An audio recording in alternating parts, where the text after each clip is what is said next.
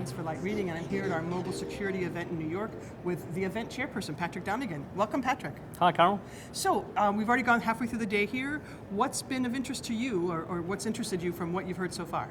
Well, we've heard a lot of things. We've heard AT&T Security Research Center saying that 3/4 of what they do these days applies to the mobile environment. Okay.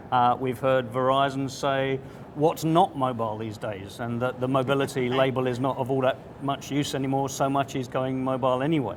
Right. We've heard that so much of the innovation in this environment is actually taking part on the part of the black hats, on the part of the bad guys, and that the cellular industry, the wider telecom networking industry, needs to get on the front foot and start doing some innovating that is going to put the black hats on the back foot rather than on the front foot where they are today.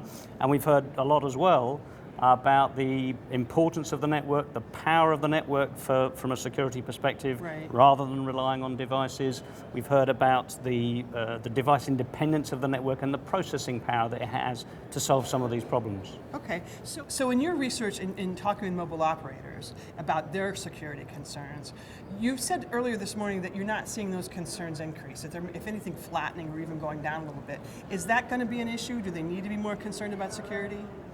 I don't think so. I think basically this whole question of the security in the mobile network in the data age has been with us for 3 or 4 years now. Okay. I think the operators have actually managed that fairly well up until now. There haven't been any major disasters up until now. Okay. And I think the important thing is that there are issues like fat finger problems on the operational side with the introduction of new technology.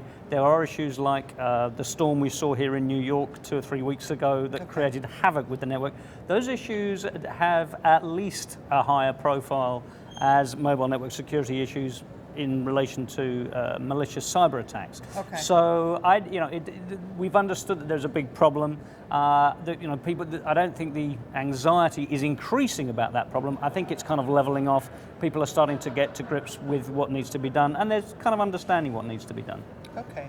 I think, as you said this morning, though, there is a little bit of concern that now that there's many more smartphones out there, that whole data industry on the mobile side becomes of greater interest to the serious criminal hackers, which is where most of the hacker activity is today, correct? Absolutely, but as the point that's been made today several times is that the hackers are totally technology independent. They don't give a damn whether stuff is fixed or mobile. They're just looking for an IP address and whatever criminality they can leverage from that IP address. If there are specific techniques that have to be applied to get into the mobile environment, they'll apply those techniques. They're technology agnostic in every single sense. Okay, great. Patrick, thanks for talking with us here today. Thank you. For LRTV, I'm Carol Wilson.